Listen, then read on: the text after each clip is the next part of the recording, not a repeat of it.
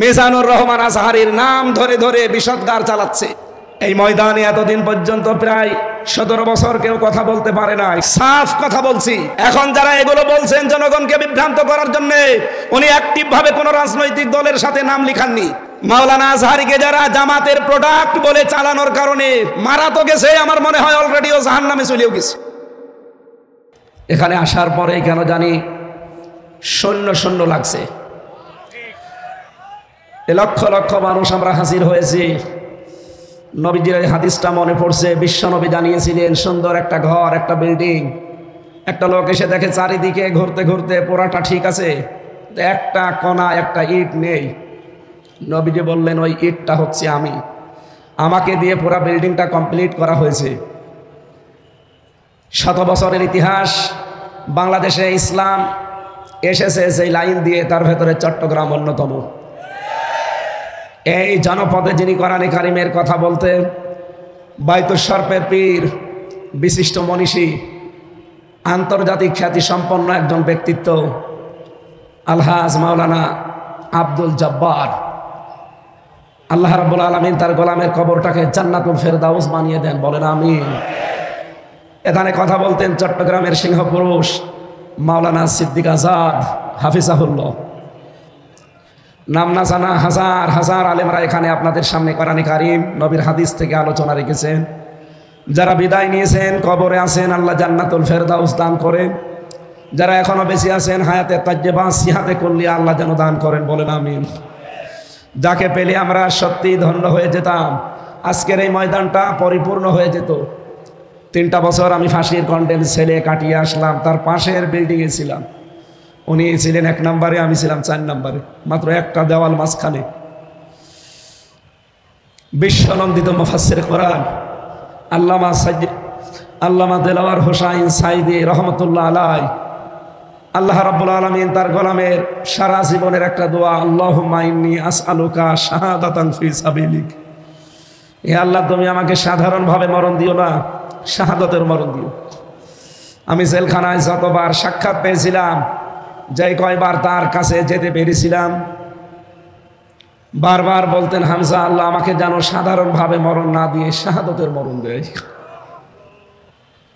আল্লাহ ঠিক তার সারা জীবনের সেই দোয়া কবুল করে জালেমদের মাধ্যমে ইমাম আবু হানিফা রহমতুল্লাহ আলাইহি তাকে যেমন বিষ প্রয়োগ করে হত্যা করা হয়েছিল, এ বাংলাদেশের কৃতি সন্তান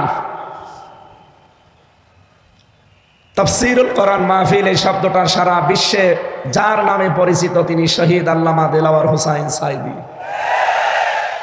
তাফসীরুল কোরআন মাহফিল, এই শব্দের জনক বলা হয় তাকে।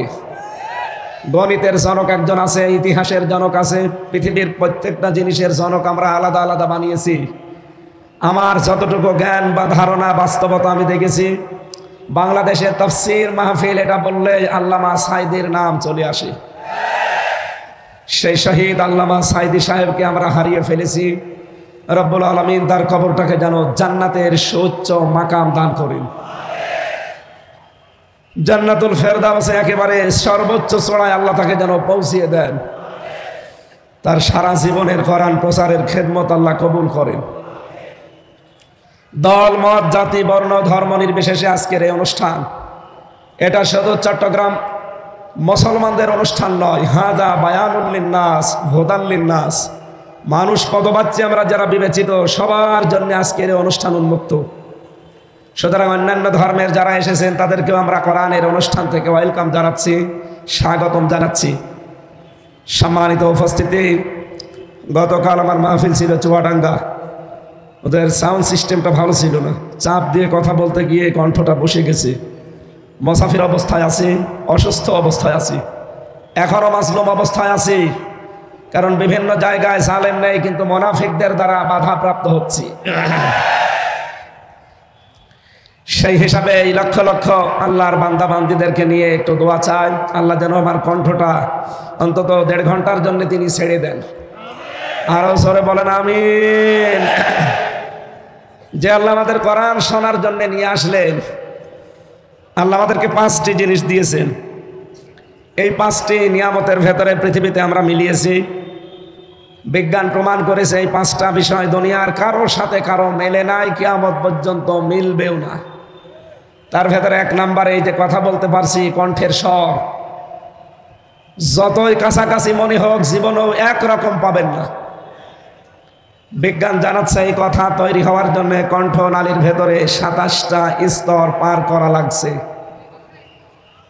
27টা ধাক্কা খাওয়ার পরে একটা কথা যখন সর্বশেষ বের হয় তখন ওর ধরনটা পাল্টিয়ে যায়। আমার সাথে অধ্যক্ষ মোহাম্মদ তাহের সাহেবের কথা জীবনেও মিলাতে পারবেন না। হয়তো 1 থেকে 26 পর্যন্ত স্তরগুলো ঠিক আছে, একটার পরে একটা 27 নাম্বার যখন বের হবে কথাটা আল্লাহ পাল্টিয়ে দেবে। তার ঢং, তার আওয়াজ, তার সিস্টেম আমার আল্লাহ নিজে কন্ট্রোল করে পাল্টিয়ে দেন। প্রতিটি জায়গায় একজন করে ফেরেশতা বসে আছে।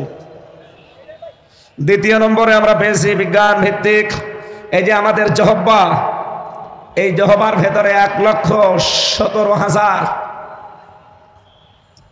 এখানে 1,17,000 সেল দেওয়া আছে। এর ভেতরে 357টা স্তর আছে। স্তর 1 লক্ষ এর উপরে 1,1.5 কোটির উপরে আচ্ছাদন স্তর আল্লাহ আমাদের এই জহব্বার ভেতরে সাজিয়ে দিয়েছেন।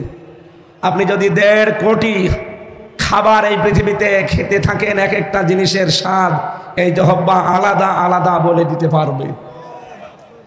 আমি বিশ্বের যতগুলো দেশ ঘুরেছি, বাংলাদেশ সহ যতগুলো খাবার আমি খেতে পেরেছি, অন্যান্য দেশের কথা বাদ দিলাম, বাংলাদেশে গাজীপুরে কাপাসিয়া থানার নিরিবিলি একটা হোটেল আছে, সেখানে 180 প্রকার খাবার আমি পেয়েছি। আমার জহব্বার ভেতরে আল্লাহ স্বাদ নেওয়ার জন্য 1.5 কোটি স্তর দিয়েছেন। পৃথিবীর কোনো রেস্তোরাঁ, কোনো রেস্টুরেন্ট, কোনো হোটেলে, কোনো বাড়িতে আজ পর্যন্ত 1.5 কোটি প্রকারের খাবার কেউ রান্না করতে পেরেছে? পারবে? সবচাইতে বেশি হয় নিরিবিলি হোটেলে 180 প্রকার, এর উপরে আমি আর পাইনি। এই জন্য আল্লাহ রাব্বুল আলামিন জহব্বার যে স্তর দিয়েছেন, এটা এক একজনের এক এক রকম স্বাদ গ্রহণ করার যোগ্যতা আল্লাহ রাব্বুল আলামিন দিয়েছেন। 3 নম্বরে পেয়েছি চামড়া। এই আমাদের শরীরের ভেতরে 3.5 হাত এই বডিতে 9,768 প্রকার চামড়া আল্লাহ সাজিয়ে দিয়েছেন। এক এক জায়গার চামড়া এক এক রকম। সব জায়গার চামড়া যদি একরকম হতো, দুনিয়ায় কোনো কাজ আমরা করতে পারতাম না। আমার চামড়া ওনার চামড়া যদিও মনে হচ্ছে কাছাকাছি দেখতে, আমার চামড়া যদি ফেটে যায়, কেটে যায়, পুড়ে যায়, ওনার চামড়া এনে লাগিয়ে দেবেন। ডাক্তার সাহেব তো ছিলেন, চলে গেলেন, ওনাকে জিজ্ঞাসা করলো পেতেন। কোনো মানুষের চামড়া আমার সাথে লাগাবেন, যত বেশি লাগাবেন তত পছন্দ ধরবে, ওই জায়গাটা নষ্ট হয়ে যাবে। আমার এই জায়গাটা যদি ভালো বানাতে হয়, আমার শরীরের এই 9,768 প্রকার চামড়ার কোনো জায়গা থেকে কিনে ওই জায়গায় লাগিয়ে দিলে আস্তে আস্তে ভালো হয়ে যাবে। বাড়ি যেয়ে বলবেন আল্লাহু আকবার। এরপরে পেয়েছি আমরা আঙ্গুলের ছাপ। দুনিয়া তৈরি হওয়ার পর থেকে আজকের এই দিন পর্যন্ত, এখান থেকে কিয়ামত পর্যন্ত যত মানুষ আসবে, কারো সাথে আঙ্গুলের এই ছাপ কোনোদিন মেলে নাই, কোনোদিন মিলবে না। অথচ মাত্র 153টা এখানে রেখা দেওয়া আছে, মাত্র 153টা। কারো সাথে কারো মিল নেই। যদি মিলে যেত, কত মানুষের জমি জায়গা যে উলট পালট হয়ে যেত, তার ইয়ত্ত ছিল না। এরপরে আমরা পেয়েছি 5 নম্বরে মানুষের চোখ। এই চোখের ভেতরে 1,70,000 রগ আছে, মনি আছে, কর্নিয়া আছে, লেন্স আছে, লেস আছে, ইকুয়াল আছে, ডিফ ইকুয়াল আছে। এগুলোর এক এক মানুষকে আল্লাহ এক এক রকম ভাবে দিয়েছেন। কিয়ামত পর্যন্ত কারো চোখের এই স্তরগুলো, এই মনিগুলো একজনের সাথে আর একজন কিয়ামতের আগ পর্যন্ত মিলা সম্ভব না। যে আল্লাহ আমাদেরকে এগুলো দিয়েছেন, এই ময়দানে এতদিন পর্যন্ত প্রায় 17 বছর কেউ কথা বলতে পারে নাই, কোরআনের কথা হোক, বাইরের কথা হোক। অদৃশ্য শক্তি, বিশেষ করে এই জালেমরা আমাদের কণ্ঠকে রোধ করে রেখেছিল। 27টা স্তর পার করে যে আল্লাহ আমাদের কথা বলার যোগ্যতা দিয়েছেন, খলাকাল ইনসান আল্লামাহুল বায়ান। আল্লাহ বলেন, আমি মানুষ বানিয়েছি, আমি কথা বলা শিখিয়েছি। সুতরাং আমরা যারা কথা বলতে পারছি, যে আল্লাহ 5টা নিয়ামত আমাদেরকে আলাদাভাবে দিয়েছেন, সে আল্লাহর জন্য পড়ছি আলহামদুলিল্লাহ। মাথার ভেতরে বিজ্ঞান প্রমাণ করছে। আমি যা বলছি স্তরগুলো আপনি মিলাবেন। এই মাথার ভেতরে পুরাটাই 7টা জিনিস আল্লাহ এর ভেতরে ঢুকিয়ে রেখেছেন। ফ্রন্টাল লব আছে, এখানে প্যারাইটাল লব আছে, টেম্পোরাল লব আছে, অক্সিপিটাল লব আছে, মোটর কর্টেক্স আছে, সেন্সরি কর্টেক্স আছে, বাক শক্তি আছে। এর এক একটার ভেতরে 6টা করে জিনিস ঢোকানো আছে। কেউ ব্যথা অনুভব করে, কেউ সুখ পায়, কেউ শান্তি পায়, কেউ দুঃখ লাগলে টের পায়, কেউ আনন্দ পেলে টের পায়। এরকম 70,000 জিনিস আমাদের এই মাথার ভেতর থেকে ওরা শরীর আল্লাহ কন্ট্রোল করার জন্য দিয়ে রেখেছেন। 70,000 তার বলা হয় যেগুলোকে, সূক্ষ্ম সূক্ষ্ম তার দিয়ে। বিজ্ঞান জানিয়েছেন একটা তার যদি অকেজে হয়ে যায় আপনি পাগল হয়ে যাবেন, নিজের পায়খানা নিজে খাবেন। সুতরাং যে আল্লাহ এখনো পর্যন্ত আমাদের সবগুলো অর্গান ঠিক রেখে সুস্থ রাখলেন, জবান খুলে তার জন্য বলেন আলহামদুলিল্লাহ। নবীজির হাদিস পড়েছিলাম আমরা, তিরমিজি শরীফে নবীজি বলেন মানিত্তাবাআল হুদা বিগাইরিল কুরআন আদাল্লাহুল্লাহ।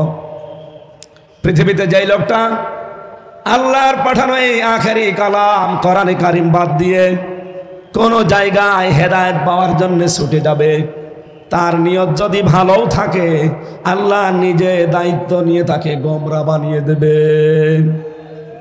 চট্টগ্রামবাসী শব্দের দিকে খেয়াল করলে আমরা দেখি নবীজি যদি দল্লা ইয়াদিল্লু দিতেন, সোলাসি মুজাররদ থেকে যদি এই শব্দটা আসতো, বাংলা অর্থ দাঁড়াতো আপনি নিজেই নিজেকে খারাপ বানিয়ে ফেলেছেন। কিন্তু দল্লা ইয়াদিল্লু বাবে ইফআল থেকে আসার কারণে বাংলা অর্থ দাঁড়িয়েছে আপনার হয়তো নিয়ত ভালো ছিল, এমন কোন জায়গায় গিয়েছিলেন ভালো হওয়ার নিয়তে, কিন্তু সেখানে কোরআনে কারিম ছিল না, কোরআনের কর্মসূচি ছিল না। এই জন্য আল্লাহ নিজে রাগ করে আপনাকে দায়িত্ব নিয়ে আরো গোমরা বানিয়ে দেবেন। বলেন নাউজুবিল্লাহ। কথাটা ওজন কত আপনি এখনো টের পাননি। ও চট্টগ্রামবাসী, খুব খেয়াল করে হাদিসের দিকে মনোনিবেশ করেন। নবীজির কথা ছিল আদাল্লাহুল্লাহ, আল্লাহ নিজে দায়িত্ব নিয়ে তাকে গোমরা বানিয়ে দেবে। যেহেতু হেদায়েত আমি নিজের হাতে করে এখানে নিয়ে আসি নাই, আর এটা আল্লাহ কারো হাতে দেয়নি, কিয়ামত পর্যন্ত কারো হাতে আল্লাহ দেবেও না। কোরআনে কারিম জানিয়েছে লাইসা আলাইকা হুদাহুম ওয়ালাকিন্নাল্লাহা ইয়াহদি মাইয়াশা। সূরা বাকারা 3 নম্বর পারার ভেতরে আছে, 5 নম্বর পৃষ্ঠার 5 নম্বর লাইনের 272 নম্বর আয়াতের প্রথম অংশে আছে। আয়াতের তাফসির আমি প্রায় 12 থেকে 13টা তাফসির মিলিয়ে দেখেছি। সব মুফাসসির আয়াতের ব্যাপারে বক্তব্য একই দিয়েছেন। রব্বুল আলামিন বলেন হেদায়েত দেওয়া হে নবী আপনার কাজ না, এটার দায়িত্ব শুধুমাত্র আমি আল্লাহর। জোরে বলেন সুবহানাল্লাহ। হযরত আবু হুরায়রা একবার গাছ লাগাচ্ছিলেন রাদিয়াল্লাহু তাআলা আনহু, হঠাৎ তিনি আনন্দে লাফিয়ে উঠলেন। লোকজন জিজ্ঞাসা করে আবু হুরায়রা ভালোই তো লাগছিল, হঠাৎ করে আনন্দে লাফালেন কেন? হযরত আবু হুরায়রা বলেন এই কিছুক্ষণ আগে আমি নরের দরবারে ছিলাম, বিশ্ব নবীর দরবারে থেকে দেখলাম একটা আয়াত নাযিল হয়েছে, ইন্নাকা লা তাহদি মান আহবাবতা ওয়ালাকিন্নাল্লাহা ইয়াহদি মাইয়াশা। আল্লাহ পাক বলেন হে নবী আপনি যাকে চান ভালোবাসেন তাকে হেদায়েত দিতে পারবেন না, এটা আমি আল্লাহ যাকে ইচ্ছা করি শুধু তাকেই দান করি। এটা নবীজির হাতে যদি থাকতো, আল্লাহর নবী নিজের আত্মীয় স্বজন বংশের লোকদেরকে হেদায়েত গুলো দিয়ে আমার পর্যন্ত হয়তো আসতো না। আল্লাহ যেহেতু নিজের হাতে রেখেছেন, আমার মতো আবু হুরায়রাকে আল্লাহ যে পথ দেখিয়েছেন, এই জন্য আমি আনন্দে হাসতেছি। বলেন সুবহানাল্লাহ। চট্টগ্রামবাসী, আমি যে কথাটাই হাদিস থেকে তুলে আনতে চাই, যেখানে কোরআন নেই ওখানে যদি আপনি ভালো হওয়ার নিয়তেও থাকেন, আপনাকে খারাপ বানিয়ে দেবে হামজা। কে? আরো জোরে আরেকবার বলেন কে? তাহলে হাদিস থেকে আজকে একটা জিনিস নিয়ে যাওয়া লাগবে বাড়িতে। যেহেতু কণ্ঠটা আমার বসা, চাপ দিয়ে কথা বলা যাচ্ছে না, আপনারা স্বভাব জোরে দেবেন। এই দেশে এখন 48,000 পীরের দরবার আছে সরকারি জরিপে, বেসরকারি জরিপে আরো বেশি, আর এই চট্টগ্রাম বিভাগে এগুলো আরো বেশি। এই অঞ্চলে তো ঘরে ঘরে আল্লাহর ওলি, এক কথা বলে না কেন? ঘরে ঘরে পীর সাহেব। পুরুষ মানুষ শুধু পীর দাবি করে শেষ হয়ে যায় না, মহিলারাও নাকি পীর। ওটা পীর আম্মা, মহিলা পীর। আমি পীর হতে নিষেধ করি না, পীর তো ভালো জিনিস। পীর মানে উস্তাজ, পীর মানে শিক্ষক, পীর মানে মুআল্লিম। আপনি যেটা জানেন না, যিনি জানে তার কাছে জেনে নেবেন, এইটার নাম পীর। এটার নাম কি? অধ্যক্ষ মোহাম্মদ আবু তাহের। আপনি যেটা জানেন না, ওনার যে বিষয়ে জ্ঞান আছে ওনার কাছে জেনে নেবেন, উনি আপনার পীর। ওনাকে পীর মানেন তো? এক কথা বলেন না কেন? এই হিসাবে 48,000 না, 48 লক্ষের উপরে পীর হয়ে যাবে না? এজন্য পীর জিনিস ভালো, কিন্তু ব্যবহারটা আমরা খারাপ করে ফেলেছি অনেকে। আজ বাংলাদেশের মানুষের স্বভাব, যে জিনিস যত ভালো বের হয় খুব তাড়াতাড়ি এই দেশের মানুষ তার নকল তাড়াতাড়ি বের করতে পারে। পীর তো ভালো জিনিস। এদেশে ইসলাম নিয়ে এসেছে পীর সাহেবরা। বাইজিদ বোস্তামি চট্টগ্রামের রহমতুল্লাহ আলাই, সিলেটের শাহজালাল রহমতুল্লাহ আলাই, আমার খুলনা বিভাগের খান জাহান আলী রহমতুল্লাহ আলাই, এই মানুষগুলো এই দেশে ইসলাম নিয়ে এসেছিলেন। তারা তো ভালো, কিন্তু এই জিনিসকে পুঁজি করে অনেকে আজ হাজারো দরবারে ব্যবসা করে খাচ্ছে। এই জন্য ওই সমস্ত দরবারে গেলে, বিশেষ করে চট্টগ্রামের বায়তুল শরফ মরহুম মাওলানা আব্দুল জব্বার রহমতুল্লাহ আলাই, আমি তার জীবনী পড়েছি। ওই সমস্ত সময় তাদের দরবারে আসলে তারা কোরআন তুলে দিত। আল্লাহর এই কোরআন পড়েন, বসেন, আল্লাহকে পেয়ে যাবেন। কিন্তু আমরা আশ্চর্যের সাথে লক্ষ্য করে দেখছি, এই 48,000 দরবারের পরবর্তীতে যারা এ দরবারগুলো এখন দায়িত্ব পেয়েছে, তাদের বংশধর, তাদের সন্তানাদিরা এখনো অনেকে আর কোরআনের উপরে নেই। হাদিস ছিল কি, কোরআন যেখানে নেই ওখানে যদি আপনি ভালো হওয়ার নিয়তেও চান, আপনাকে খারাপ বানাবে কে? এই জন্য এই সমস্ত দরবারগুলোতে মানুষ কিন্তু ভালো হওয়ার নিয়তে আমরা যাই, কিন্তু অধিকাংশ জায়গায় দেখি ভালো হওয়ার পরিবর্তে মানুষ আরো খারাপ হয়ে যায়। আমি নাম ধরে বলছি আপনাকে সরাসরি জানার জন্য। এই বাংলাদেশে হাজার হাজার দরবারের ভেতরে অন্যতম একটা দরবার রাজার কুতুববাগ। এই কথা বলেন না কেন? দেওয়ানবাগ। ওদিকে ফরিদপুরের আটরশি, সুরেশ্বরী, চন্দ্রপাড়া, আমার কুষ্টিয়ার লালনের মাজার। এই চট্টগ্রাম, সিলেট, বরিশাল, এই সমস্ত বিভাগ থেকে মানুষেরা দলে দলে পালে পালে কুষ্টিয়ার লালনের মাজারে যায়। আপনারা জান তো ভালো হওয়ার নিয়তে যে ওখানে আল্লাহর ওলি শুয়ে আছে লালন শাহ। ওখানে কোরআন চলে না, কোরআনের কোন কর্মসূচি ওখানে নেই। ওখানে সব হয় প্রকাশ্য শিরিক, কুফরি আর বেদাত। সারা বাংলাদেশ সহ বিশ্বের আমি যতগুলো জায়গার খবর জানি, গাঁজা খেলে পুলিশে ধরে না আমি পাইনি, কিন্তু লালনের মাজারে পুলিশ পাহারা দিয়ে গাঁজা খাওয়ায়। পৃথিবীতে আমার মনে হয় একটা নিরাপদ জায়গা যেখানে পুলিশ পাহারা দিয়ে গাঁজা খাওয়ায়। এই জায়গায় মানুষ যাচ্ছে ভালো হওয়ার নিয়তে, ভালো হওয়ার পরিবর্তে মানুষ আরো খারাপ হয়ে যাচ্ছে। এই কারণে আগে বিড়ি খেত না, এখন বিড়ি খায়। আগে গাঁজা খেত না, এখন গাঁজা খায়। এই কথা বলে না কেন? কেন? কারণ কোরআন নেই। তুই ওখানে গেলি কেন? বলেন বলেন। সুতরাং এই বাংলাদেশে 48 না 48 লক্ষ যদি দরবার তৈরি হয়, যেই দরবারে কোরআন নেই, কোরআনের কর্মসূচি নেই, ওই দরবার যদি আমার বাবাও তৈরি করে, ওই দরবারে আমি আজকে থেকে নেই।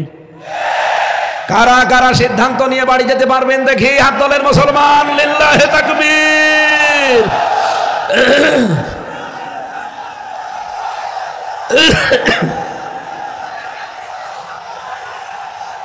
আলহামদুলিল্লাহ।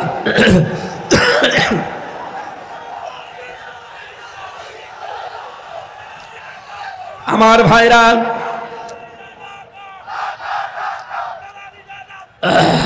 বসে আমি যে কথাটা বললাম এটা যদি সত্যিই মেনে নিতে পারেন, শুধুমাত্র এই কয়জন আমার সামনে না, এটা রেকর্ড হচ্ছে, তামাম দুনিয়ার বাংলা ভাষাভাষী মানুষ যারা আছে সবাই শুনছে। এমনকি জেলখানার ভেতরে আমি 3টা বছর দেখেছিলাম বড় বড় তাফসির মাহফিলগুলো বাংলাদেশে যেখানে অনুষ্ঠিত হতো, এগুলোর ভেতরে টিভির পর্দা দেওয়া আছে, অনেক কারারক্ষীর মাধ্যমে এই মেমোরি কার্ডে ওয়াজ তাফসির এগুলো ভরে মানুষকে দেওয়া হতো, ওরা শুনতো। তার মানে কাল এই মাহফিলটা চট্টগ্রামের নামে বাংলার বিভিন্ন জেলখানায় আসামিরা শুনতে পাবে। বহু মানুষ ওর ভেতরেও বিভ্রান্ত হয়। আমি একটা উদাহরণ বলছি, আমার সাথে জেলখানায় ছিল একজন 25 বছর চিত্রনায়ক সোহেল চৌধুরী হত্যা মামলার আসামি মামুন। আমরা 2:30 3টায় উঠতাম জিকির করার জন্যে, তাহাজ্জুদ পড়ার জন্যে। দেখতাম ওই ভাই 3টার দিকে উঠে জোরে জোরে জিকির করতেছে, কোনো জাতের জিকির না, বানানো জিকির। কি জিকির? উনি জিকির করছে ইয়া রাসূলুল্লাহ, ইয়া রাসূলুল্লাহ। কি গো? মাওলানা মামুনুল হক আর আমি এক জায়গায় ছিলাম, নামাজ ভুল হয়ে যেত ওর জিকিরের ঠেলায়। একদিন ডাক দিয়ে বললাম যে ভাই কি করেন? হুজুর জিকির করি। কিসের জিকির?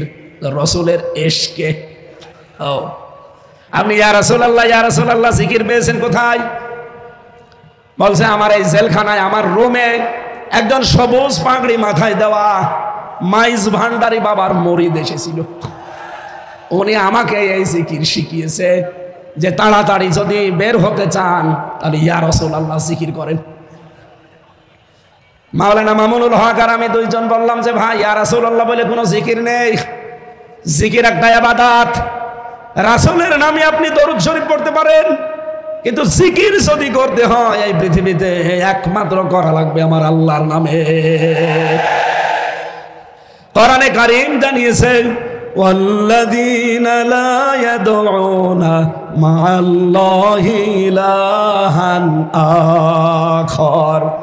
সূরা ফুরকান 68 নম্বর আয়াতের প্রথম অংশে আছে রব্বুল আলামিন বলেন রহমানের বান্দা তো তারা যারা আল্লাহর সাথে অন্য কাউকে ডাকে না। চট্টগ্রামবাসী, সারা বাংলাদেশের 64 জেলাতে আমার এই ছোট্ট জীবনে আমার যাওয়া আছে। আমি দেখেছি সবচাইতে বেশি জিকিরের নামে ভণ্ডামি হয় চট্টগ্রাম বিভাগে। জিকির একটা ইবাদত, এইটা নিয়ে পাগলামি শুরু হয়েছে। আপনি আল্লাহ বাদে কারো নামে জিকির করতে পারবেন না। এই কথা বলেন না কেন? এই যে ফেনী, কুমিল্লা, ব্রাহ্মণবাড়িয়া কোন বিভাগে?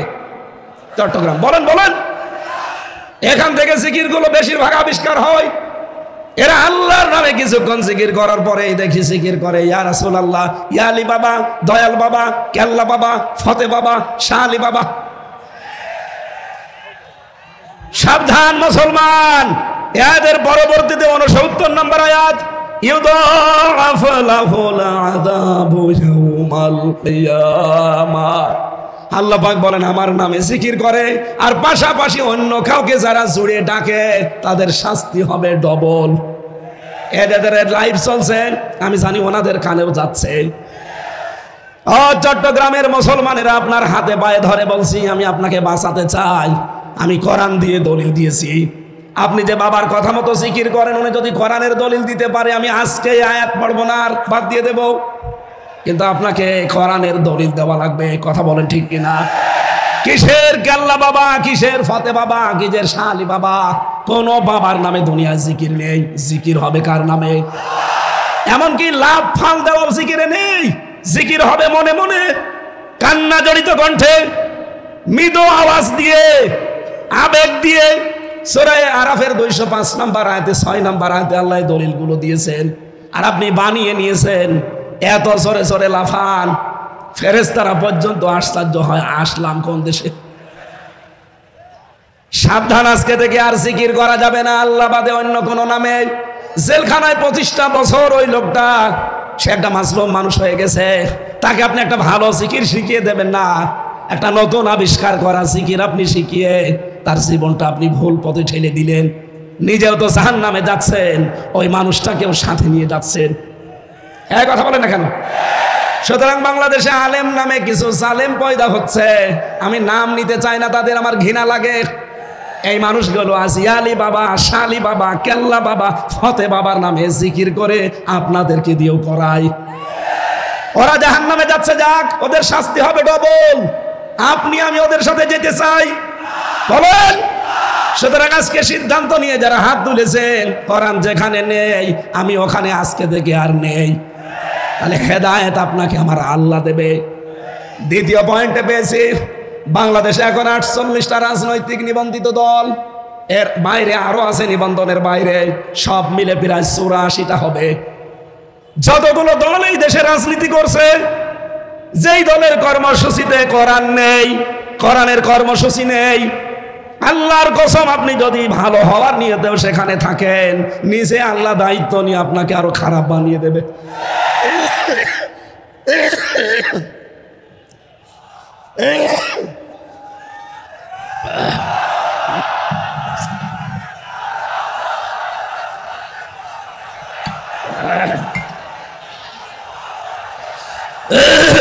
ঠিক আছে, বীর চারতলাবাসী, আজকে থেকে এখনই সিদ্ধান্ত পরিবর্তন করা লাগবে। আমি আমার বাবার কথা বলছি না, আল্লাহর কসম আমি আমার ঈমান থেকে কথা বলছি। সুতরাং এই দেশে যেই রাজনৈতিক দলের কর্মসূচিতে কোরআন নেই, ওখানে যদি আমার বাবাও দলের প্রতিষ্ঠাতা হয়, আমি ওখানে যদি যাই আমাকে খারাপ বানিয়ে দেবে কে? সুতরাং আমি আমার বিশাল আখিরাত নষ্ট করতে চাই না। যেই দলে কোরআন নেই ওই দলে আমি নেই। কারা মন থেকে রাজি আছেন দেখেন? লিল্লাহি তাকবীর। এই দেখেন তো, হাত তোলেনি কে? দেখেন, আলহামদুলিল্লাহ, মাহফিল সাকসেস। বসেন, আমি তো বসতে আর বলি না, বসেন। আলহামদুলিল্লাহ, মাহফিল সাকসেস। আর ওয়াজ লাগবে না, এবার মোনাজাত করে দিই। আবার কি ওয়াজ করব? যেই দরবারে কোরআন নেই, যেই দলে কোরআন নেই, এগুলো বাদ দিলে বাংলাদেশে একামতে দিন ছাড়া আর কিছু থাকে না। কথা বলেন না কেন?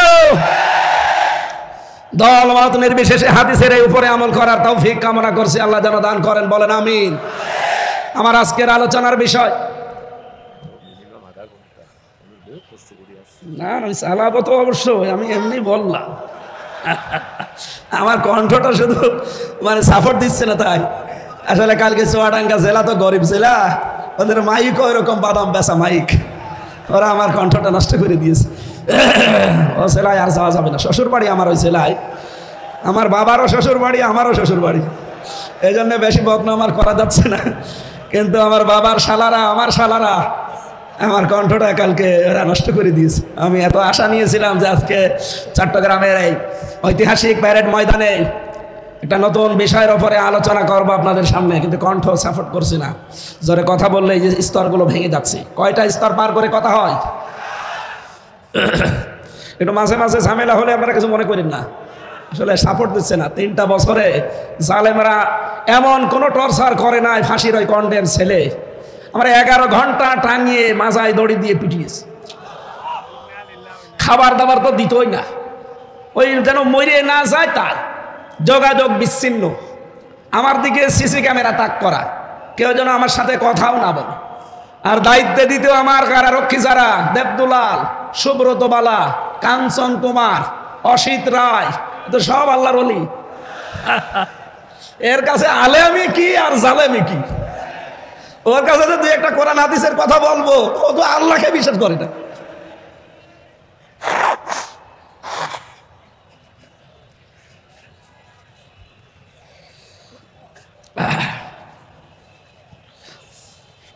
যেখানে ভূতের ভয় সেখানে রাত হয়, এমনি 5-6 দিন আছি জ্বরে, এরপরে আবার এই বড় অনুষ্ঠানটা আমার কপালে পড়ে গেছে।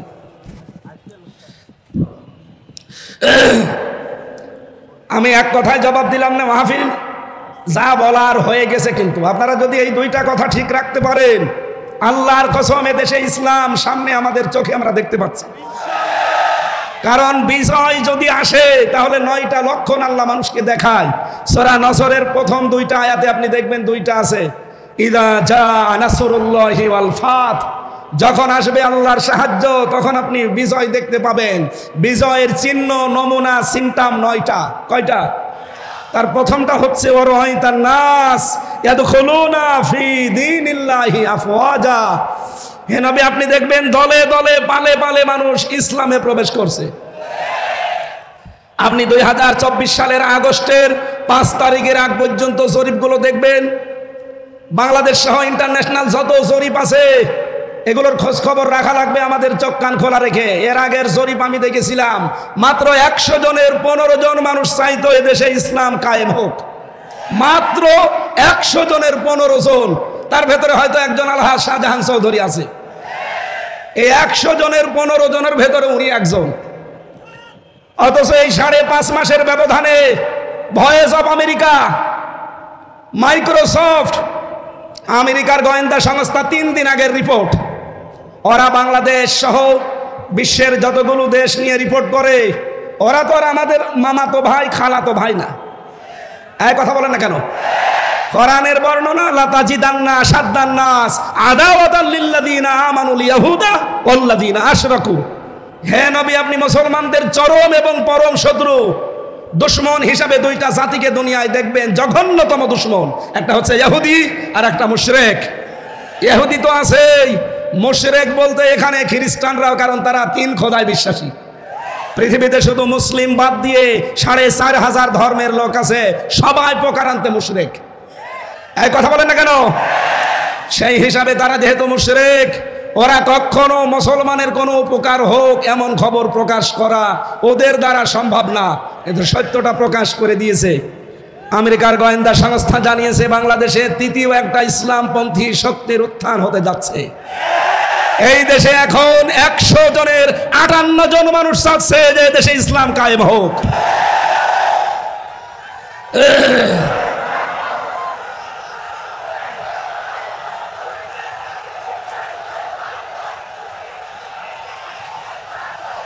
আলহামদুলিল্লাহ। সেই হিসাবে আমি বিশ্বাস করি সূরা নসরের এই 2 নম্বর আয়াত 100 ভাগ। আপনারা না 98 ভাগ? কত ভাগ? ফি দীনিল্লাহি আফওয়াজা, দলে দলে পালে পালে মানুষ ইসলামে প্রবেশ করবে। আগে আলহাজ শাহজাহান চৌধুরী যদি কুষ্টিয়ায় যেতেন, খুব বেশি হলেও 200 থেকে 500 মানুষ হতো। এখন শাহজাহান চৌধুরী কুষ্টিয়ায় যাক, আমিরে জামাত ডক্টর শফিকুর রহমান কুষ্টিয়ায় যাক, চরমনায়ের পীর সৈয়দ রেজাউল করিম সাহেব যাক, 200-500 না, 2 থেকে 5 লাখ মানুষ কমপক্ষে হবে, কোনো ব্যাপারই না। এটা আফওয়াজার ভেতরে পড়ে না। মাত্র 5 মাসের ব্যবধানে যদি অবস্থা আল্লাহ তৈরি করে দেয়, আর 5 মাস যেতে দেন। এই জন্য সৈয়দ মুফতি রেজাউল করিম হাফিজাহুল্লাহ 3 দিন আগে উনি সাংবাদিকদেরকে জানিয়েছেন যে নির্বাচন 1 থেকে 1.5 বছর পর হোক, অসুবিধা নেই। পেছন দিক থেকে দেখলাম একজন জামা টেনে ধরছে। তার মানে সে বুঝে ফেলেছে যে না, হবে না। এ হুজুর সব এক হয়ে গেছে। দেশের দাড়িওয়ালা, টুপিওয়ালা, নামের আগে যাদের মোহাম্মদ, নামের শেষে হুসাইন, এদেরকে আর থামানো যাচ্ছে না। এরা সব এখন এক হয়ে গেছে। সুতরাং আমি বিশ্বাস করছি কিছুদিনের ভেতরে দেখবেন 100 জনের 100 জন মানুষ বাংলাদেশে বলবে আমরা কোরআনের রাজ কায়েম করতে চাই। আল্লাহ যেন এটা দেখে মরার তৌফিক দেন, বলেন আমিন। জেলখানার 3টা বছরে ফাঁসির কন্ডেম সেলের ভেতরে, যেহেতু যোগাযোগ বিচ্ছিন্ন ছিলাম, আল্লাহর সাথে সম্পর্ক আমার খুব ভালো ছিল। 24টা ঘন্টায় কোনো কাজ নেই। বই পড়ার জন্য কারারক্ষীকে বললে যেহেতু দেবদুলাল এনে দিত বঙ্গবন্ধুর আত্মজীবনী, ও ছাতা পড়ে আমি করবো কি? বলতাম যে স্যার একটু বই এনে দেন। একদিন নিয়ে এসে দিল বঙ্গবন্ধুর ছেলেবেলা। আমি বললাম এটা লাগবে না। তারপরের দিন বললাম, উনি নিয়ে এসে দিল বঙ্গবন্ধুর চীন সফর। স্যার আর বই নেই? হ্যাঁ আছে, নিয়ে আসেন। এরপরে নিয়ে এসে দিয়েছে বঙ্গবন্ধুর আত্মজীবনী। একদিন রাগ করে বলে ফেললাম যে বই নিয়ে আসার আর জায়গা পান না, আমার ফাঁসি চাই, এই বইটা নিয়ে আসতে পারেন না? এই বই পড়তে নেই। পড়তে নেই কেন? ওইটা নিয়ে আসেন। আমি মেজর ডালিম বলছি ওই বইটা নিয়ে আসেন। আপনি যেহেতু অন্য ধর্মের মানুষ, আপনি তো আনবেন না। তো অন্তত কোনো মুসলমান কারারক্ষীকে বলেন সে যেন একটা তাফসির আমার এনে দেয়। আল্লাহর ইশারা এনে দিয়েছে ফি জিলালিল কোরআন আর তাফহিমুল কোরআন। আমি যেই দুইটাকে সবচাইতে বেশি ভালোবাসি। 3টা বছর মাওলানা মামুনুল হক, মাওলানা শাখাওয়াত হোসেন রাজি আর মুফতি নূর হোসাইন নুরানি হাফিজাহুল্লাহ 3জন আলেম আমার পাশে ছিল। খুব বড় মাপের আলেম তারা, কওমি মাদ্রাসার বড় ভালো মানুষ। অনেক অবদান আমার এই 3 বছরে তাদের জীবনে আর আছে। আমি তাদের কাছে ঋণী হয়েছি, তাদের কাছে অনেক কিছু পেয়েছি, বিশেষ করে আরবি গ্রামার। আমি কোরআনের সাথে তাফসিরের সাথে মিলিয়ে মিলিয়ে যেগুলো পেয়েছি 3টা বছর আল্লাহকে আমি একটা কথাই মনে হয় বেশি বলেছি, আল্লাহ জীবনে আমি কিচ্ছু চাই না, কোনোদিন বের হতে পারবো কিনা তাও জানি না, কারণ জালেম যে এইভাবে পড়ে যাবে কেউ কল্পনাও করে না। আমার একটাই দোয়া ছিল, মাবুদ যদি বাইরে কোনোদিন যেতে পারি, অল্প সময়ে মেন কথাগুলো তোমার বান্দাদের সামনে সহজ সরল ভাষায় যেন বলতে পারি, সেই তৌফিক আমাকে দিও। আর আমি চর্ম চোখে যেন দেখে মরতে পারি যে 56,000 বর্গ মাইল এই কালাম দিয়ে চলছে।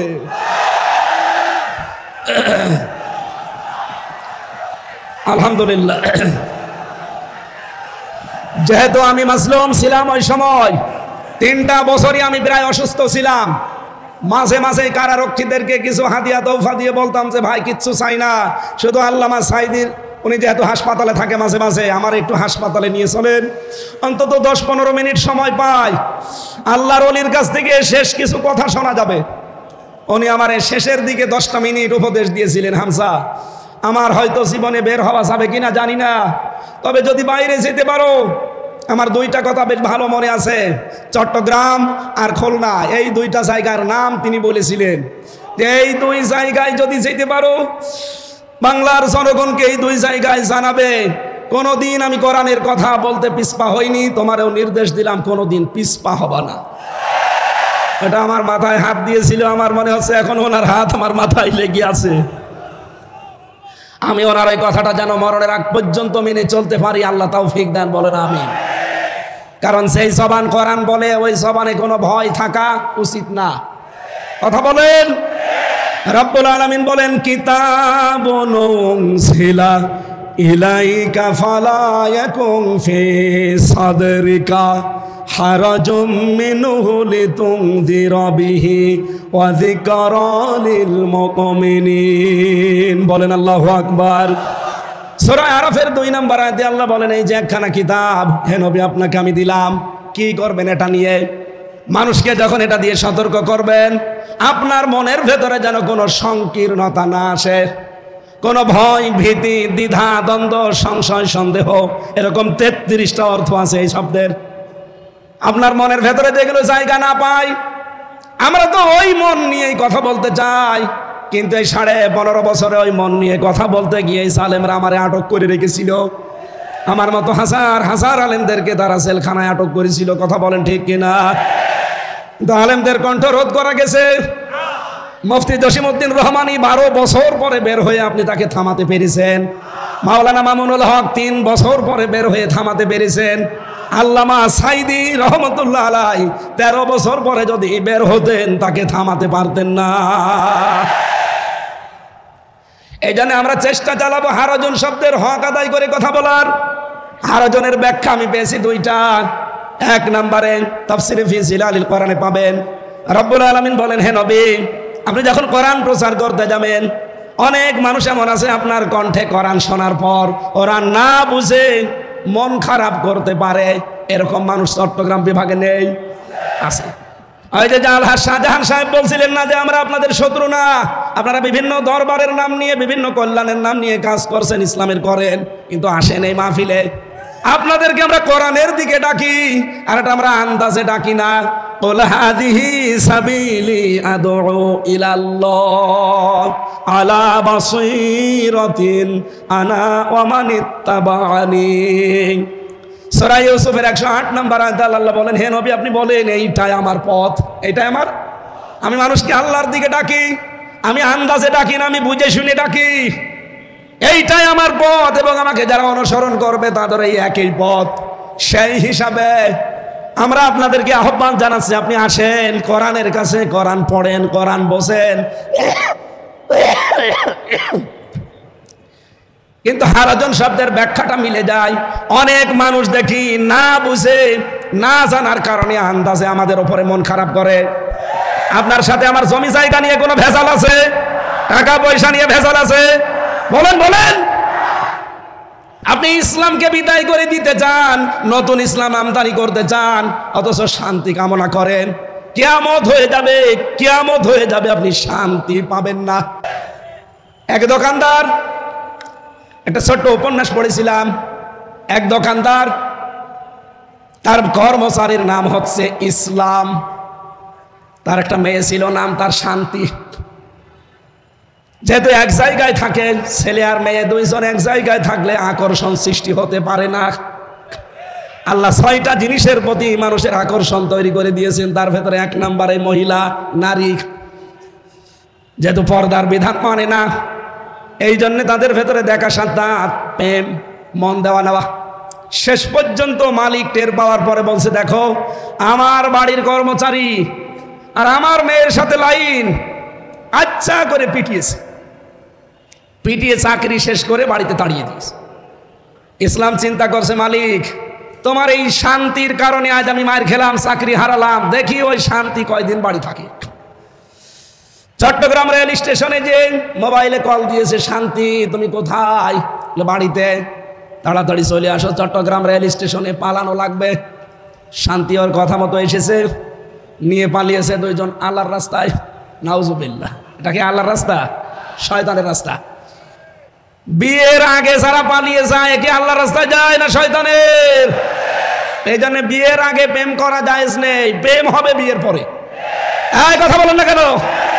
বিয়ের পরে যদি সত্যি আপনি প্রেম করতে পারেন, এই যে মোতাহার ভাই আজ 16 বছর পরে ঠাকুরগাঁও বাড়ি, আমার সাথে জেলে ছিল, বিডিআর, 16 বছর পরে বের হয়েছে, মাত্র 14 দিনের স্ত্রী রেখে।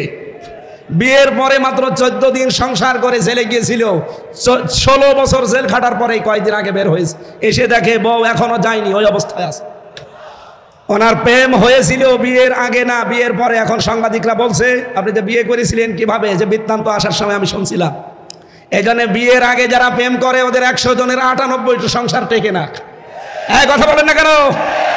বিয়ের পরে যাদের প্রেম হয় ওদের 100 জনের 98টা সংসারই টিকে যায়। এর দৃষ্টান্ত এই যে মোতাহার আলী বিডিআর ভাই, পালিয়েছে দুইজন। সকালবেলা দেখে মেয়ে বাড়ি নেই, শান্তি দোকান খোলা বাদ দিয়ে রাস্তায় চিল্লাচ্ছে, আমার শান্তি গেল কোথায়, আমার শান্তি গেল কোথায়? এলাকার লোকজন বলছে, কি হয়েছে? বলে আমার শান্তিকে খুঁজে পাওয়া যাচ্ছে না। লোকজন বলে, আপনি চিল্লাচ্ছেন, দাঁড়ান, শান্তি খোঁজ করার আগে বলেন আপনার বাড়ির কর্মচারী সেই ইসলাম কোথায়? বলছে, ওকে গতকাল আমি পিটিয়ে বের করে দিয়েছি, বিদায় করে দিয়েছি। লোকজন বলে, আপনি কি পাগল না মাথা খারাপ? ইসলামকে পিটিয়ে ঝাঁটিয়ে বিদায় করে দেওয়ার পরে আপনি শান্তি তালাশ করেন? ইসলাম যেখানে শান্তি সেখানে। আজ আপনি ইসলাম যেটা আসল ওইটা বাদ দিয়ে নতুন ইসলাম আমদানি করে বিভিন্ন দরবার কায়েমের মাধ্যমে চালিয়ে যাচ্ছেন। যখন তাফসীর করা হয় ওইগুলো টেকে না, তখন আপনার মন খারাপ হয়। এই কথা বলুন, আপনি শান্তি দিতে পারবেন না, আরো অশান্তির দাবানল ওখানে জ্বলবে। হারজনের দ্বিতীয় ব্যাখ্যা পেয়েছি, হে নবী আপনি যখন কোরআন থেকে তাফসীর করবেন, ব্যাখ্যা বিশ্লেষণ জানাবেন, তখন দেখবেন সমাজে অনেক নিয়ম নীতি চালু করা আছে ইসলামের নাম বলে, যেহেতু আগে ওইগুলো ইসলাম আসলে না, মানুষের বানানো। আপনি আসল ইসলামের কথা বললে ওইগুলো ঠিকবে না। যারা ওইগুলো নিয়ে এতদিন আবহমান কাল ধরে বিভিন্ন নাম দিয়ে ব্যবসা করে খাচ্ছে, তারা আপনার উপরে রাগ করবে, আপনার হাদিয়া তওফা নজর নিয়াজ তখন ওরা বন্ধ করে দেবে। আমাদের সারা দেশে এখন একই অবস্থা, কথা বলেন ঠিক কিনা?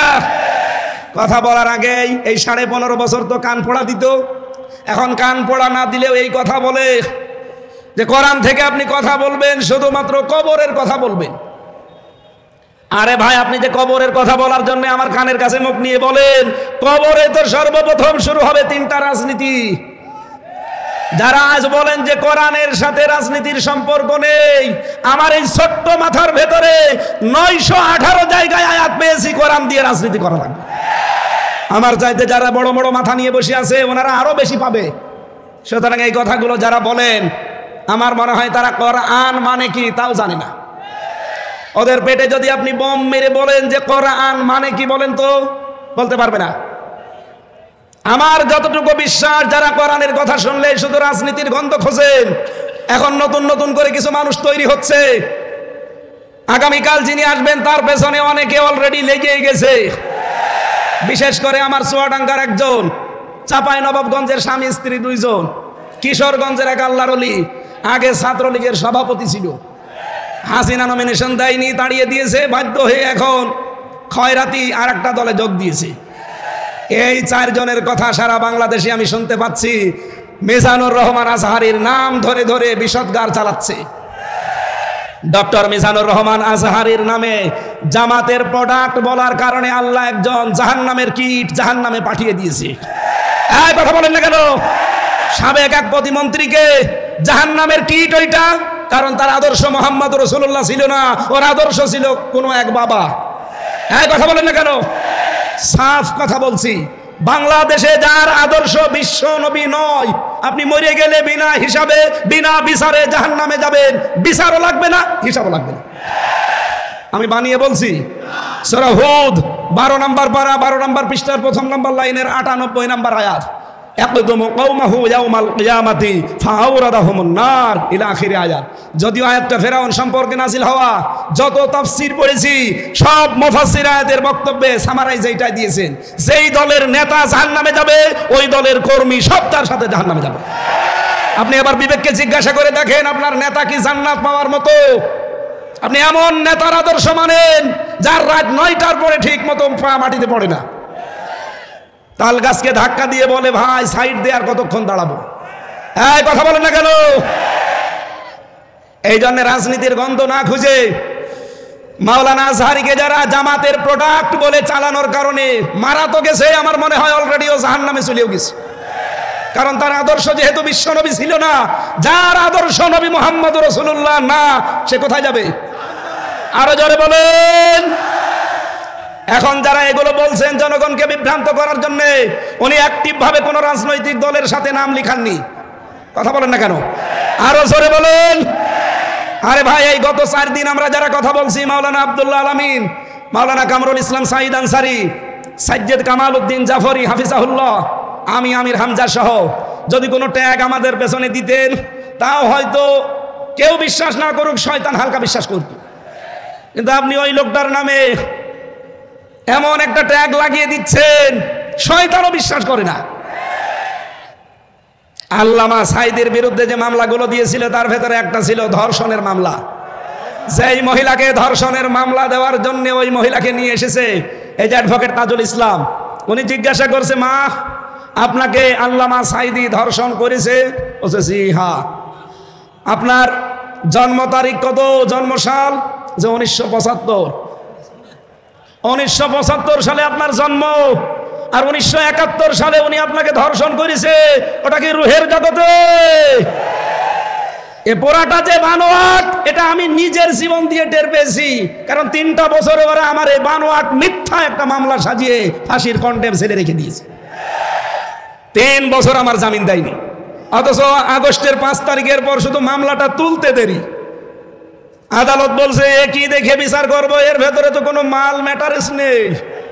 আমি যে বিচার করব কোনো কিছুই তো পাই না, শুধু জামিন না জান পুরা মামলা খারিজ করে দিলাম। আমি বলতে গেলাম যে আদালত 3 বছর এই মামলা তো আপনার কাছে ছিল, তখন তো বলেননি যে কোনো মাল নেই, আজকে হঠাৎ করে কি হয়ে গেল? এইটাই বলতো হুজুর আমার কিছু করার নেই, আমার হাত বাঁধা ছিল। হ্যাঁ কথা বলেন না কেন? আজকে আমার হাত খোলা আছে, আজ আমি ন্যায় বিচার করতে পারছি। আমরা বলতে চাই এই দেশে 1628টা চেয়ারে দায়িত্বে ছিল যারা, সবগুলো জালেম আর জালেমদের দোষর। একটাও যেন কোনো চেয়ারে আর থাকতে না পারে, প্রত্যেককে ওখান থেকে নামিয়ে দেন এই জালেম এবং জালেমদের দোষর হওয়ার কারণে। এখানে বৈষম্যের শিকার ছিল এই 17 বছর যারা, তাদেরকে বসান। এই কথা বলেন না কেন? এবং এই 1628টা চেয়ারে যারা বসবে তাদের প্রত্যেকের হাত আমরা দেখতে চাই আবু সাঈদের মতো এভাবে খোলা থাকবে। কারা কারা এটা চান দেখে?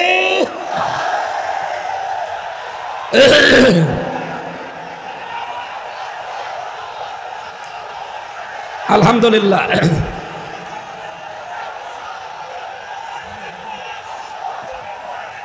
এবার বসেন, আমি তো দাঁড়াতে বলি না, বসেন বসেন। আমাদের আজকের আলোচনার বিষয় আমি আরম্ভ করছি, যেহেতু হারাজন শব্দের ব্যাখ্যা বলছিলাম যে নির্ভীক হয়ে কথা বলা লাগবে। কে বেজার হবে, কে খুশি হবে, ওটা আমার দেখার দরকার নেই। আমি দেখতে চাই আমার আল্লাহ কি বলেছে, রাসূল কি করেছে।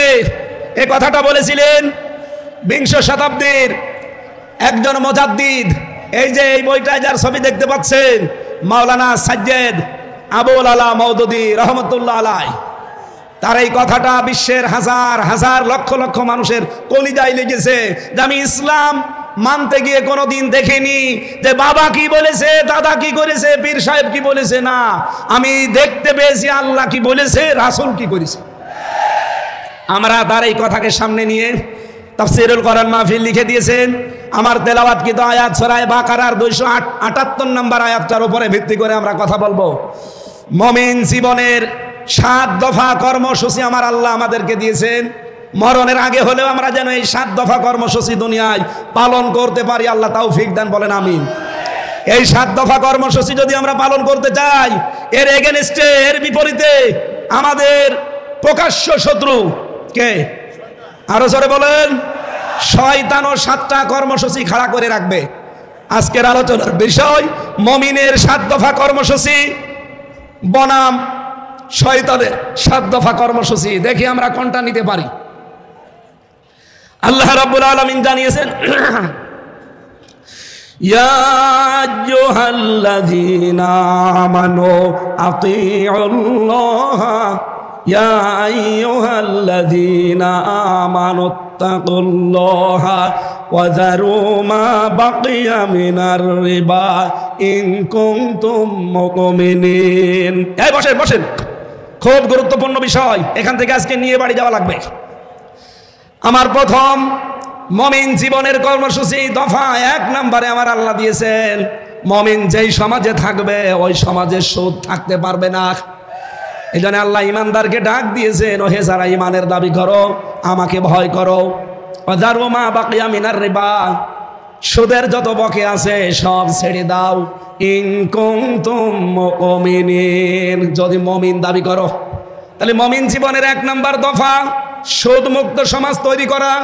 আর এটাই বাংলাদেশে তৈরি করবে ফেরেশতারা। আরো জোরে বলেন, আরো জোরে বলেন। এই বাংলাদেশে এখন ইসলামী ব্যাংক আছে, যদিও জালেমরা এ সালামের মাধ্যমে ৭৫,০০০ কোটি টাকা এখান থেকে মারিং কাটিং করে ব্যাংকটা দুর্বল করে দিয়েছে। আমরা চাই আল্লাহ পাকে ব্যাংকে আবার দাঁড় করিয়ে দেবেন। এই ব্যাংকে মোশারাকা, মোদারাবা, মোরাবাহা, বায়ে সালাম, বায়ে ইস্তেসনা, বায়ে মুআজ্জাল, বায়ে ওয়াহেদা সহ প্রায় 28টা নিয়ম নীতি আছে ইসলামী অর্থনীতিতে। এই বাংলাদেশে যত ব্যাংকিং সেক্টর আছে, ব্যাংকিং ব্যবস্থা আছে সমাজে, এই দেশে যদি সরকারিভাবে যাকাত কায়েম হয় সবগুলোতে ইসলামী অর্থনীতির ভিত্তিতে ব্যাংক চলবে। কথা বলেন ঠিক কিনা? তখন ইচ্ছা করলেও আপনি আর সুদ খেতেও পারবেন না, সুদ দিতেও পারবেন না। আজ চট্টগ্রামের বিভিন্ন এলাকায় আমরা শুনেছি টাকা ছেড়ে রাখে, টাকা আসে না, নেই? বলেন বলেন। 1000 টাকা দিলে মাসে মাসে 200 টাকা করে বেশি দেয়, তার মানে 1200 টাকা দেয়। এটা মায়ের সাথে জেনা করার গুনাহ হচ্ছে। চট্টলাবাসী, আজকে থেকেই কঠোর সিদ্ধান্ত নেওয়া লাগবে, আগামীর বাংলাদেশ হবে সুদ মুক্ত বাংলাদেশ। এটার জন্য যদি দল করা লাগে, এটার জন্য যদি মিছিল করা লাগে, এটার জন্য যদি মিটিং করা লাগে, এটার জন্য যদি ভোট দেওয়া লাগে, মুমিন জীবনের প্রথম দফা যেহেতু এইটা, এই কাজে আমরা আছি না নেই? আল্লাহ তৌফিক দেন, বলেন আমিন। 2 নম্বরে বেশি দফা, মুসলিম না হয়ে আমরা কেউ মরব না।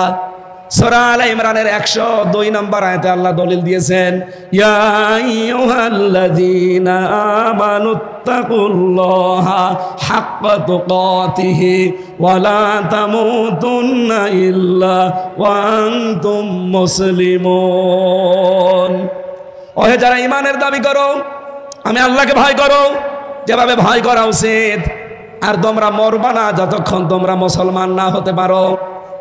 আমাদের জাতির পিতা হযরত ইব্রাহিম আলাইহিস সালাম ইন্তেকালের আগে তার কলিজার টুকরা সন্তানদেরকে ডাক দিয়ে তিনি বলেছিলেন, ওয়া ওয়াসা বিহা ইব্রাহিম বানিহি ওয়া ইয়াকুব ইয়া বানিয়া ইন্নাল্লাহা হাসতাফা লাকুমুদ্দীন ফালা তামুতুন্না ইল্লা ওয়া আনতুম মুসলিমুন।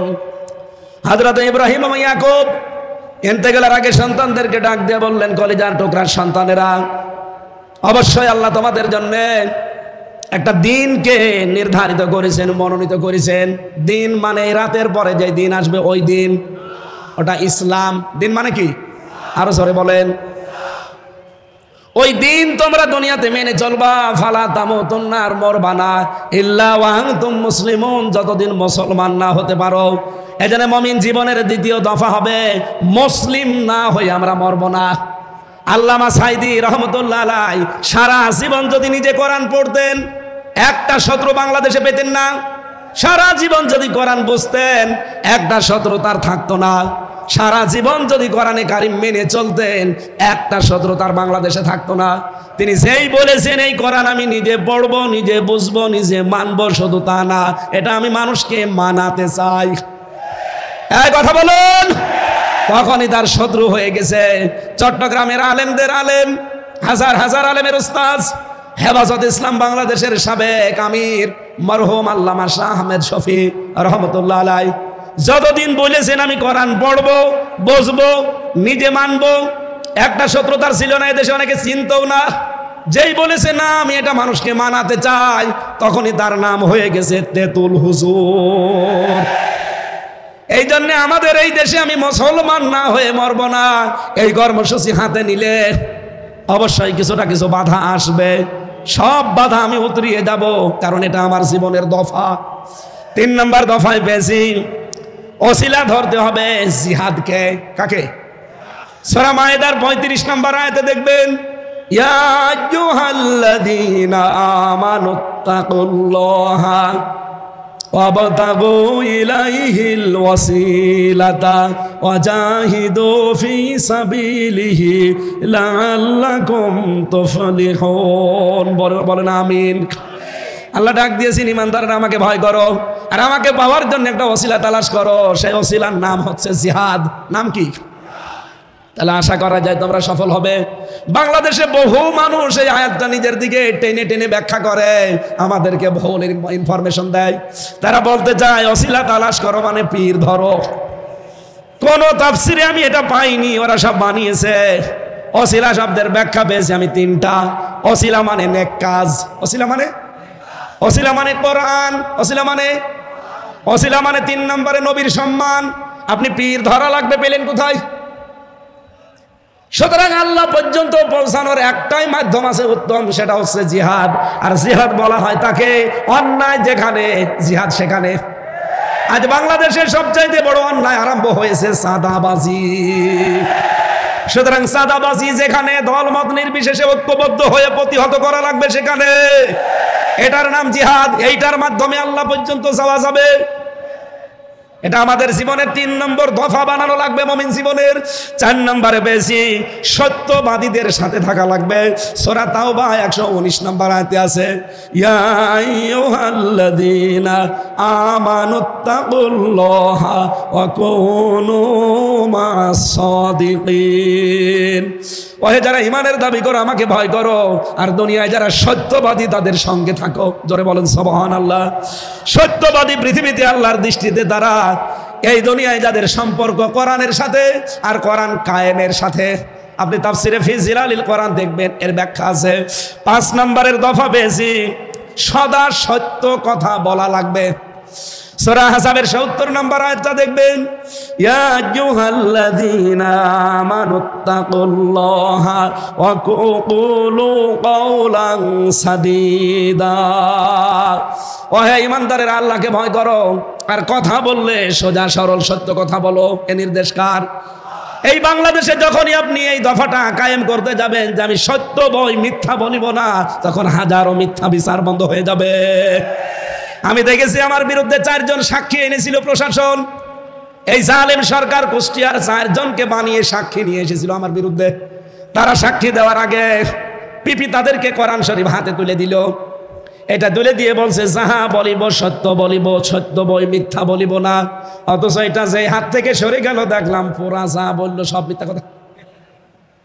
এই জন্য আমার জীবনের দফা বানানো লাগবে। এটা আমি যদা যা বলবো এখন থেকে সদা সত্য কথা বলবো। কথা বলে না কেন?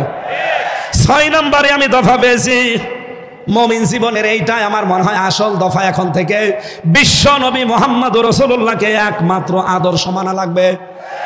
সূরা হাদীদের 28 নম্বর আয়াতটা আপনি তাফসীর খোলেন, ইয়া আইয়ুহাল্লাযীনা আমানুত্তাকুল্লাহা ওয়া আমিনু বিরাসূলিহি ইউতিকুম কিফলাইনি মির রাহমাতিহি ওয়া ইয়াজআল লাকুম নূরা তামশুনা বিহি ওয়া ইয়াগফির লাকুম আল্লাহু গফুরুর রহিম।